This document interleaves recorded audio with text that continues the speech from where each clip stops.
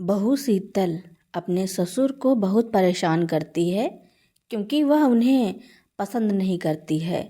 शीतल एक घमंडी औरत है। अर्जुन जी अपने बेटे से कई बार बहू के बारे में बात करने की कोशिश करते हैं, लेकिन बेटा यह सुनने को बिल्कुल तैयार नहीं था। ना कुछ बहू को कहता है। बहू की हरकतों से अर्जुन जी परेशान रहते थे, जिस कारण कभी कभी अपने दोस्त से बात करके मन हल्का कर लेते थे, मगर बहू को वह भी मंजूर नहीं था। एक दिन अर्जुन जी अपने कमरे में बैठे टीवी पर महाभारत देख रहे थे। अर्जुन जी का शाम का वक्त महाभारत देखकर ही गुजरता है। शाम को वह पार्क में घूमने जाते हैं। उसके बाद बहू शीतल उनके लिए चाय बनाकर देती है। चाय पीने के बाद वह 1 से 1.5 घंटे तक महाभारत देखते हैं। 9 बजे तक बहू खाना बनाकर दे देती है, लेकिन आज तो 9 से 9:30 बज गए हैं, लेकिन खाने का कोई अता पता नहीं है। पोता भी खाने के लिए बुलाने नहीं आया है।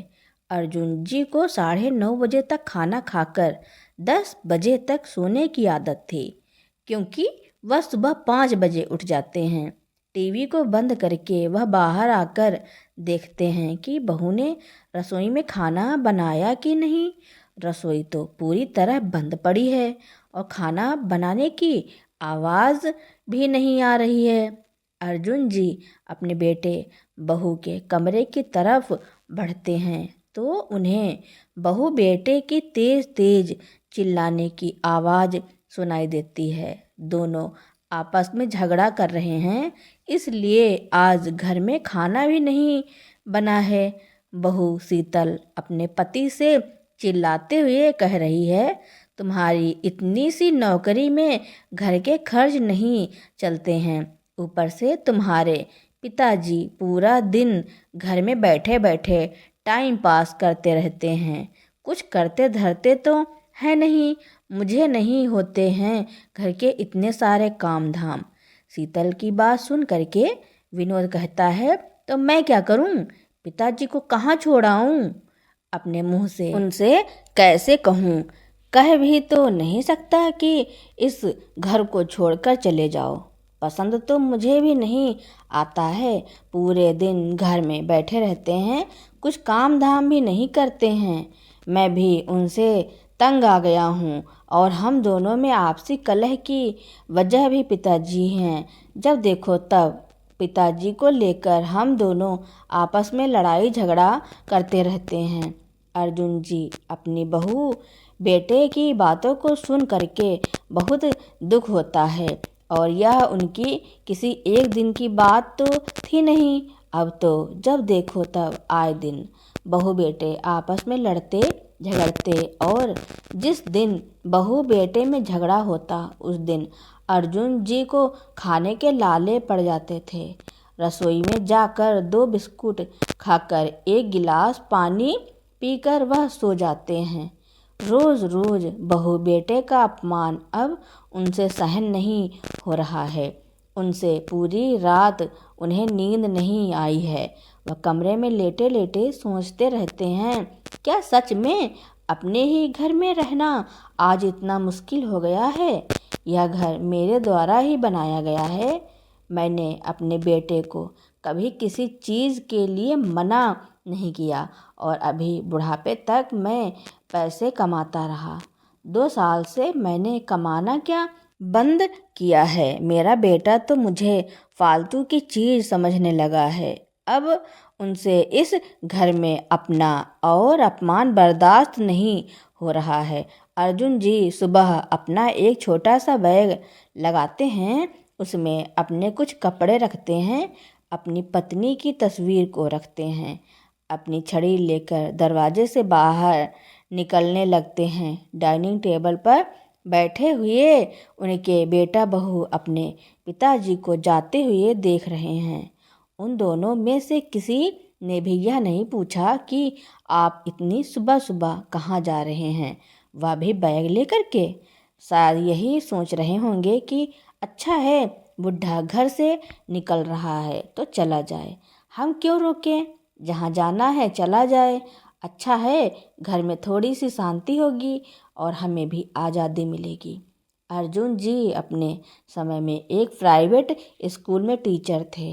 उनके पढ़ाए हुए विद्यार्थी बड़ी बड़ी पोस्ट पर हैं। कोई इंस्पेक्टर है तो कोई मल्टीनेशनल कंपनी में मैनेजर है। अर्जुन जी का पढ़ाया हुआ एक विद्यार्थी पास के ही शहर में एक सामाजिक संस्था में काम करता है और इसी शहर का रहने वाला है जिस शहर के अर्जुन जी हैं। तो दोनों की आपस में कभी कभी बातचीत होती रहती थी और एक दूसरे से मिलना जुलना भी होता रहता था। अर्जुन जी अपने पढ़ाए विद्यार्थी योगेश को फ़ोन लगाते हैं और वृद्ध आश्रम आने की इच्छा बताते हैं। योगेश को लगता है कि शायद उनके अपने गुरु जी को वृद्ध आश्रम आने के लिए पता दे देता है। जब अर्जुन जी वृद्ध आश्रम के दरवाजे पर खड़े, योगेश अंदर से ही अपने गुरु जी को पहचान लेता है और भागता हुआ उनके पास आता है। उनके हाथ में बैग को देखकर वह दंग रह जाता है। अपने गुरु जी के पैर छूता है और पूछता है, गुरु जी आप इधर बैग के साथ क्यों आए हैं, क्या बात है? अर्जुन जी शांत होकर अपने शिष्य योगेश से कहते हैं, वृंदावन में कोई वृद्ध आश्रम क्यों आता है? योगेश अपने गुरु जी की बात सुन करके परेशान हो जाता है। सोचता है कि गुरु जी ने अपने बेटे के लिए कितनी मेहनत की थी। गुरु जी की पत्नी का देहांत तो बहुत समय पहले ही हो गया था, जब उनका बेटा विनोद 10 साल का था। अकेले गुरु जी ने उसको पाल पोस कर बड़ा किया, पढ़ाया लिखाया, अपनी छोटी सी प्राइवेट नौकरी में उसके लिए शहर में घर बना कर दिया और आज उसका बेटा ठीक ठाक नौकरी भी कर रहा है। लेकिन क्या उसके बेटे के पास इतने भी पैसे नहीं हैं कि अपने पिता को अपने पास रख सकें, 2 वक्त का खाना खिला सकें? वह अपने गुरु जी से और प्रश्न पूछकर उनके दुख को बढ़ाना नहीं चाहता था, इसलिए उनका बैग लेकर अंदर जाता है। वहाँ पर बैठे हुए बहुत से वृद्ध लोगों से उनका परिचय कराता है। धीरे धीरे कुछ ही दिनों में अर्जुन जी के वहाँ पर बहुत सारे मित्र बन जाते हैं। सभी आपस में बातचीत करते हैं, योग करते हैं, टहलने जाते हैं, हंसी मजाक भी करते हैं। दुख तकलीफ में सभी एक दूसरे का साथ देते हैं। उधर अर्जुन जी को अच्छा लग रहा है। एक दिन अर्जुन जी वृद्धाश्रम के मैदान में बैठे हुए थे और अपने बुजुर्ग दोस्तों के साथ बातचीत कर रहे थे। तभी एक लंबी सी सफ़ेद रंग की गाड़ी आई है और उसमें से एक वृद्ध दंपत्ति उतरते हैं। उन वृद्ध दंपत्ति को देख करके वृद्धाश्रम के प्रांगण में बैठे हुए वृद्ध लोग सोचने लगते हैं कि आज फिर कोई अभागा बुजुर्ग इस वृद्धाश्रम में आया है, जिसने ना जाने कितने अरमानों से अपने बच्चों को पाल पोस कर पढ़ा लिखा कर बड़ा किया है। आज फिर कोई आंखों में आंसू लिए इस वृद्धाश्रम में प्रवेश करेगा। उसके बाद कार से नौजवान युवक उतरता है, साथ ही एक औरत भी उतरती है जो डिग्गी से सामान निकालकर बाहर रख देती है। वृद्ध महिला अपनी साड़ी के पल्लू से अपने आंसू को पोंछने की कोशिश कर रही है। पास में ही खड़ा बुजुर्ग पति, जिसकी उम्र 80 साल होगी, अपनी पत्नी का हाथ पकड़कर वृद्धाश्रम की तरफ ले जाने की कोशिश कर रहा है। बुजुर्ग महिला बार बार पलट कर कार की तरफ देख रही है। वह दोनों युवक युवती अपने बुजुर्ग माता पिता से कुछ बात करते हैं। उसके बाद कार में बैठकर वापस चले जाते हैं। बूढ़ी माँ उसको निहारती रहती है जब तक उसकी आंखों से ओझल नहीं हो जाती है। भारी कदमों के साथ दोनों पति पत्नी वृद्धाश्रम में प्रवेश करते हैं। वृद्धाश्रम में काम करने वाला एक व्यक्ति उन दोनों पति पत्नी को उनके कमरे में ले जाता है। वह दोनों किसी से भी बात नहीं करते हैं, चुपचाप से कमरे में चले जाते हैं। दोनों की ही आंखों में आंसू भरे हैं। तब तक अपने कमरे से निकलकर अर्जुन जी वृद्धाश्रम के मैदान में आते हैं तो सभी लोग उनसे उन बुजुर्ग दंपति के बारे में बात करते हैं। कहते हैं दोनों की आंखों में बहुत आंसू थे, किसी से भी बात नहीं कर रहे हैं। अर्जुन जी को उनके बारे में सुन करके बहुत कष्ट होता है, लेकिन वह कर भी क्या सकते हैं। उनके बेटे बहू ने भी तो उनके साथ वही किया। कोई न कोई मजबूरी रही होगी, तभी वह वृद्धाश्रम आए हैं, वरना बुजुर्ग माता पिता तो अपने बच्चों को इतने मन से इसलिए बड़ा करते हैं कि बाद में उनका बुढ़ापा सुरक्षित होगा। वह अपने बच्चों के पास बुढ़ापे पर आराम से रहेंगे, अपने पोते पोतियों को खिलाएंगे। लेकिन बुढ़ापा आते आते उनकी सारी ख्वाहिशें अधूरी रह जाती हैं।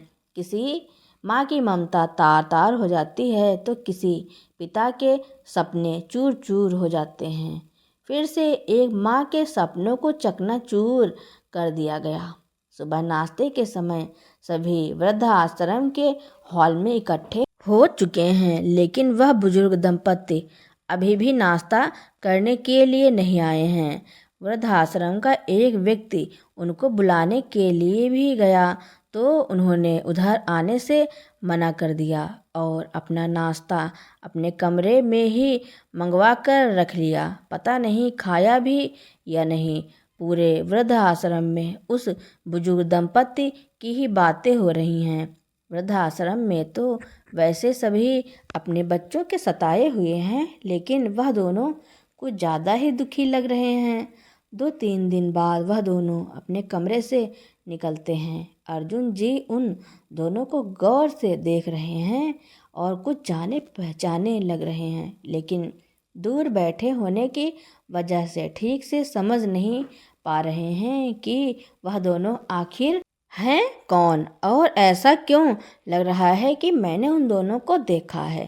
थोड़ा नज़दीक से जाकर उनको देखने की कोशिश करते हैं तो देख करके हैरान रह जाते हैं, क्योंकि वह और कोई नहीं बल्कि उनकी बहू के माता पिता हैं और जो उनको छोड़ने आए थे वह बहू के भाई भाभी थे। अर्जुन जी का एकदम दिल बैठ गया, उनका हृदय छलनी छलनी हो गया। बैठे बैठे सोच रहे हैं क्या बुढ़ापे में बूढ़े माँ बाप पुराने सामान की तरह हो जाते हैं। इसी सोच विचार में वह आगे बढ़ते हैं, लेकिन आगे रखा हुआ पानी का टब उनको दिखाई नहीं देता। उससे टकरा कर वह गिर जाते हैं। पास में ही खड़े हुए 2-4 लोग उनकी सहायता करने के लिए भागकर आते हैं, पैरों की मालिश करते हैं, थोड़ा बहुत मरहम पट्टी भी कर देते हैं। अर्जुन जी अपने मन में सोचते हैं कि वृद्धाश्रम तो उनका अपना घर नहीं है, वह अभी कुछ महीने पहले ही आए हैं, लेकिन इधर सभी लोग कितने अपने हैं, कितना अपनापन रखते हैं। मुझे जरा सी चोट लगी तो सभी मरहम पट्टी लेकर के आ गए। अपने उस दिन को याद करते हैं जब सीढ़ियों से उतरते वक्त वह 3 सीढ़ियों से फिसल कर गिर गए थे, तो बहू और बेटे दोनों ही चिल्ला कर आए थे और कहने लगे थे, जरा संभल कर चला करो, इतनी जल्दबाजी में कहाँ जाना है तुम्हें। बुढ़ापे में हड्डियाँ हैं, टूट गई तो मुझे ही लेने के देने पड़ जाएंगे। इतना सुनकर दोनों अपने अपने कमरे में चले गए। किसी ने भी मुझे उठाकर कमरे में ले नहीं गए। एक दिन अर्जुन जी वृद्धाश्रम में शाम के समय टहल रहे थे। वृद्धाश्रम में ही रहने वाले उनके एक दोस्त उनके पास मिठाई का डब्बा लेकर आते हैं और मिठाई खिलाने लगता है। अर्जुन जी पूछते हैं, अरे दोस्त महेश, किस खुशी में आज तुम मुझे मिठाई खिला रहे हो और तुम्हारे चेहरे पर तो एक अलग ही रौनक है। क्या बात है, कुछ लॉटरी लग गई है क्या तुम्हारी? महेश जी कहते हैं, अरे नहीं अर्जुन, मेरे पोते का रिश्ता तय हुआ है, अगले महीने उसकी शादी है। बेटा बहू मुझे दोपहर में यह सब बताने के लिए आए थे, साथ ही मिठाई का डिब्बा भी देकर गए हैं और शादी में आने के लिए भी बोल गए हैं। 1 महीने बाद मैं 2 दिन के लिए अपने घर जाऊंगा, इसीलिए आज मैं इतना खुश हूँ। अर्जुन जी कहते हैं, महेश, आज तुम वृद्ध आश्रम में अपने बेटे बहू के कारण ही हो। वह दोनों ही मिल कर तुम्हें इधर छोड़कर गए थे, फिर भी अगर वह तुम्हें साल में एक बार मिलने आते हैं तो तुम इतना खुश हो जाते हो। और तो और शादी में सिर्फ 2 दिन के लिए बुलाया है, घर भी तुम्हारा है, जायदाद भी तुम्हारी है, लेकिन तुम्हें सिर्फ 2 दिन के लिए ही जाना है, फिर भी तुम इतने खुश हो। महेश जी कहते हैं, कम से कम मेरा बेटा मुझसे मिलने तो आ रहा है, मेरे लिए यही खुशी की बात है। अर्जुन जी को अपने दोस्त की बात रास नहीं आई है, इसलिए वह मिठाई को खाए बिना ही अपने कमरे में जाकर बैठ जाते हैं और सोचने लगते हैं कि यह समस्या किसी एक वृद्ध की नहीं है, बल्कि वृद्धाश्रम में रहने वाले हर एक बुजुर्ग की है।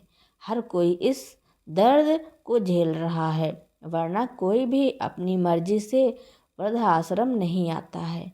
लेकिन फिर भी देखो, वृद्धाश्रम के सभी बूढ़े लोग अपनी जिंदगी भर की कमाई छोड़कर, घर की यादों को भूलकर अपनी ज़िंदगी को यहाँ हंसी खुशी बिताने की कोशिश कर रहे हैं। कुछ लोग खुश होकर तो कुछ रोकर। तभी वृद्धाश्रम में काम करने वाला एक व्यक्ति अर्जुन जी को आवाज़ देता हुआ कहता है कि आपसे कोई मिलने आया है। अर्जुन जी सोच में पड़ जाते हैं कि 6 महीने तक तो उनसे कोई मिलने नहीं आया, फिर आज कौन है जो उनसे मिलने आ गया है। बाहर आकर देखते हैं तो उनकी बहू बेटा बाहर खड़ा हुआ है। बहू बेटे को देख करके उनके चेहरे पर गुस्से का भाव आ जाता है और सोचने लगते हैं, आज मेरे बहू बेटे को मेरी कैसे याद आ गई। तभी उनका 6 साल का पोता दिव्य दौड़कर अपने दादा जी के कंधों पर चढ़ जाता है और दादाजी कहकर प्यार करने लगता है।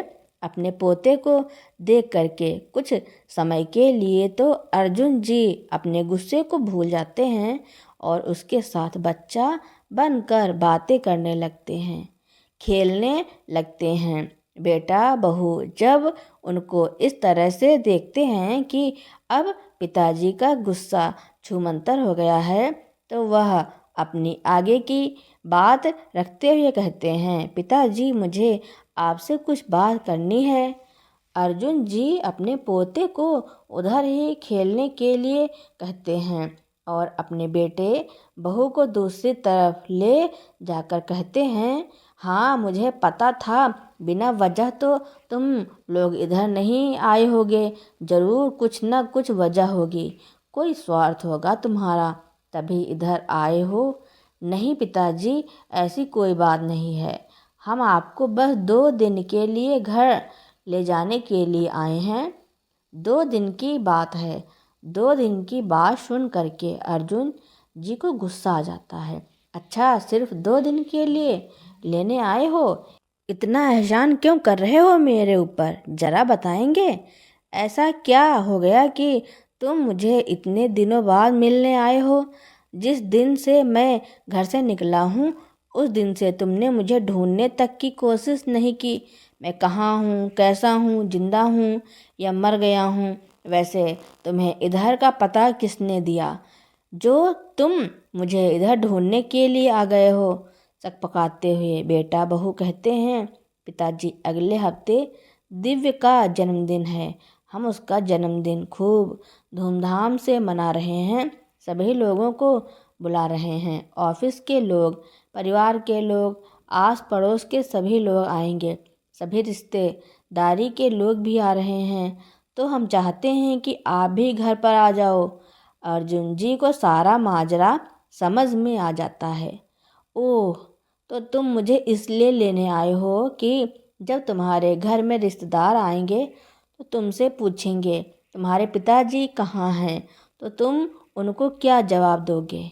इसलिए सारी दुनिया को दिखाने के लिए कि मैं अपने पिताजी को अपने साथ रखता हूँ, मुझे अपने साथ ले जाने के लिए आए हो, बेटा कहता है। लेकिन अर्जुन जी आने के लिए तैयार नहीं होते हैं। अंत में पोता अपने दादाजी से कहता है, प्लीज़ दादाजी, आप मेरे जन्मदिन पर ज़रूर आना। अगर आप नहीं आए तो मैं केक नहीं काटूंगा। अपने छोटे से पोते के सामने अर्जुन जी हार जाते हैं और जन्मदिन में आने के लिए हाँ कर देते हैं। जन्मदिन वाले दिन अर्जुन जी अपने बेटे बहू के घर जाते हैं। बेटा बहू के घर में सभी लोगों को पहले से ही कह रखा था कि पिताजी तो हमारे साथ ही रहते हैं, अभी 2 दिन के लिए बाहर गए हैं, इसलिए लौट कर आए हैं। अर्जुन जी अपने कमरे में बैठे बैठे अपने बेटे बहू का नाटक देख रहे हैं कि किस तरह से वह लोगों के सामने अपनी एक अच्छी इमेज बनाने की कोशिश कर रहे हैं। वह किसी से कुछ नहीं कहते हैं कि तुम्हारे पिताजी कैसे हैं, उनकी तबीयत तो ठीक है ना। अरे उनको भी इधर आने के लिए पोते के जन्मदिन में ले आते। अपनी बहू पर सवाल देखते हुए अर्जुन जी कहते हैं, क्यों बहू, तुमने अपने माता पिता को नहीं बुलाया अपने बेटे के जन्मदिन पर? उनको भी बुलाना चाहिए था। बहू के भाई भाभी सकपकाते हुए जवाब देते हैं, अरे अंकल जी, मम्मी पापा तो कुछ समय के लिए तीर्थ यात्रा पर गए हैं, इसलिए वह नहीं आ पाए। बहू भी कहती है, हाँ पापा, मेरे मम्मी पापा तीर्थ यात्रा पर गए हैं, जब आ जाएंगे तो हमसे मिलने ज़रूर आएंगे। मेरी तो उनसे फ़ोन पर बात भी नहीं हुई थी, पर सिग्नल ठीक से नहीं थे तो उन्होंने कम ही बात की। लेकिन अर्जुन जी तो सब जानते थे कि बहू के माता पिता कहाँ पर हैं और किस हाल में हैं। वह कोई तीर्थ यात्रा पर नहीं बल्कि हमारे साथ वृद्धाश्रम में ही रह रहे हैं, और उनके भाई भाभी भी कितनी सफाई से झूठ बोल रहे हैं। इसको देख करके अर्जुन जी हैरान रह जाते हैं। अर्जुन जी अपने कमरे में सोने के लिए चले जाते हैं और लेटे लेटे सोच रहे हैं, तुम सब कितनी सफाई से झूठ बोल रहे हो। कल मैं तुम सबको एक सरप्राइज दूंगा कि देखकर हैरान रह जाओगे। सुबह सुबह अर्जुन जी वृद्ध आश्रम जाने के लिए तैयार हो जाते हैं। बहू को शक था कहीं ऐसा ना हो कि पिताजी घर पर आएं तो इधर ही रुक करके रह जाएं। वृद्ध आश्रम जाने से मना न कर दें, लेकिन जब वह अपने ससुर जी को वृद्ध आश्रम जाने के लिए तैयार देखती हैं तो खुशी खुशी उनके लिए चाय नाश्ता बनाकर लेकर आई हैं। थोड़ी सी आवभगत भी कर देती हैं। अर्जुन जी सब समझ रहे हैं कि बहू इतनी आवभगत क्यों कर रही है। नाश्ता करते समय अर्जुन जी अपने बहू बेटे के सामने कहते हैं, बेटा, मैं 1 घंटे में वृद्धाश्रम निकल रहा हूँ, पर मैं चाहता हूँ कि मुझे वृद्धाश्रम छोड़ने के लिए तुम दोनों चलो, मुझे अच्छा लगेगा। बहू हैरान होती हुई कहती है, ठीक है, हम आपको वृद्धाश्रम छोड़ने के लिए चलेंगे। शीतल विनोद से कहती है, तुम 2 घंटे बाद ऑफिस चले जाना, पहले हम पिताजी को वृद्धाश्रम छोड़कर आएंगे। अपनी बहू की खुशी को देखकर अर्जुन जी सोच रहे हैं कि तुम मुझे जितनी खुशी से वृद्धाश्रम छोड़ने जा रही हो, लेकिन आज मैं तुम्हें वृद्धाश्रम में कुछ ऐसा दिखाऊंगा कि तुम्हारी सारी खुशियाँ छूमंतर हो जाएंगी। वृद्धाश्रम पहुँचने पर अर्जुन जी अपने बेटे बहू से कहते हैं, मैं तुम्हें किसी से मिलवाना चाहता हूँ, और एक व्यक्ति को भेजकर शीतल के माता पिता को वृद्ध आश्रम के प्रांगण में बुला लेते हैं। अपने माता पिता को वृद्धाश्रम में देख करके शीतल तो हैरान रह जाती है। उसको तो समझ ही नहीं आता है कि यह क्या हो रहा है। उसके मम्मी पापा को तीर्थ यात्रा पर गए हैं तो फिर वह इधर वृद्धाश्रम में क्या कर रहे हैं, और बेटे को तो जैसे काटो तो खून नहीं। उन दोनों की हैरानी का ठिकाना नहीं था। शीतल दौड़कर अपने माँ बाप के गले लग जाती है। माँ, आपने बताया नहीं कि आप यहाँ हो। मैंने कल ही बात की थी तो आपने कहा था कि आप तीर्थ यात्रा पर गई हो। मालती जी कोई जवाब नहीं देती हैं। शीतल अपने पापा से कहती है, मुझे तो लग रहा था कि आप भाई भाभी के साथ बहुत अच्छे से रह रहे हो, और भाई भाभी कल ही मेरे इधर से गए हैं। उन्होंने तो आप लोगों के बारे में कोई चर्चा नहीं की, लेकिन अब मुझे समझ में आ रहा है कि भाई भाभी ने आप लोगों के साथ साथ मुझे भी धोखा दिया है। भाभी आपके साथ ऐसा कैसे कर सकती है? अभी मैं उनको फ़ोन लगाती हूँ और खरी खोटी सुनाती हूँ। वह आपके साथ ऐसा कैसे कर सकती है? उनको शर्म नहीं आई ऐसा करने में? माँ, भाभी बहुत बुरी है। शीतल की बातें सुन करके मालती जी अपनी बेटी को खुद से अलग करते हुए कहते हैं, बेटा तू कौन सी दूध की धुली हुई है? तू भी तो अपनी भाभी की तरह है। अरे, तेरी भाभी ने मुझे बाद में वृद्धाश्रम भेजा है, पर तूने तो अपने ससुर जी को मुझसे पहले ही वृद्धाश्रम भेज दिया था और बताया भी नहीं। तुम मेरी बेटी कहलाने लायक नहीं हो। तुम दोनों एक जैसे हो। अगर तुम्हारी भाभी ने मुझे घर से निकाला है तो तुमने भी तो अपने ससुर को घर से निकाला है। मेरी तो दोनों ही औलादें निकम्मी निकली। अपनी माँ की बातें सुन करके शीतल का सर शर्म से झुक जाता है। उसने तो कभी यह भी नहीं सोचा था कि जो वह अपने ससुर के साथ कर रही है उसके माता पिता के साथ भी हो सकता है। उसे अपनी गलती का एहसास हो जाता है। भागकर अपने ससुर जी के पैरों में गिर जाती है और फूट फूट कर रोने लगती है। मुझे माफ़ कर दो पिताजी, मुझसे बहुत बड़ी गलती हो गई। वैसे मैंने जो गलती की है वह माफ़ी के लायक तो नहीं है, लेकिन अगर छोटे गलती करते हैं तो उन्हें सुधारने का एक मौका तो देना चाहिए। शीतल और विनोद भी अपने पिता जी से माफ़ी मांगता है। उन्हें अपने किए पर शर्मिंदगी हो रही थी, लेकिन अर्जुन जी उसे माफ़ नहीं करते हैं और ना ही शीतल के माता पिता शीतल को माफ़ करते हैं और दोनों को जाने के लिए कहते हैं। अब शीतल और विनोद सर झुकाकर वहाँ से चले जाते हैं। वह कई बार वृद्धाश्रम जाते हैं उन्हें मनाकर घर लाने के लिए, लेकिन वह नहीं आते हैं। तीनों लोग अपनी पूरी जिंदगी उसी वृद्धाश्रम में बिताते हैं। जब उनकी मृत्यु हुई तब उन्हें अंतिम संस्कार के लिए बुलाया गया।